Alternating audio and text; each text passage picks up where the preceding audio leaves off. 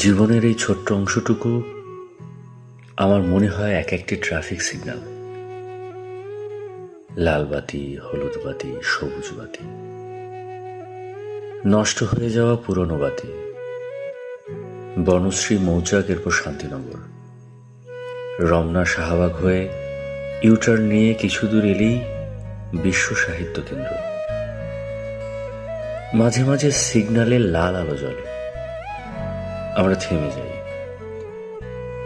হলুদ আলো জ্বললে মনে হয় এই বুঝিয়ে জীবনটা সুন্দর হতে যাচ্ছে।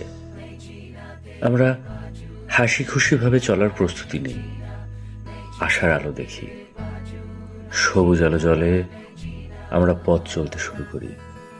চলতে চলতে আবার কোথায় যে হুট করে লাল বাতির সিগন্যাল পড়ে যায় বুঝতেই পারি না, তবুও জানি সবুজ বাতি জ্বলবেই।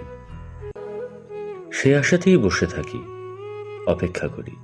কিছু কিছু মানুষের জীবনের পথের মোড়ে হলুদ এবং সবুজ বাতির দুটোই নষ্ট হয়ে যায়, শুধু থাকে লাল সিগন্যাল, জ্বলতেই থাকে আজীবন। বোকা মানুষ বুঝতেই পারে না এই সিগন্যাল আর কখনোই ছাড়বে না।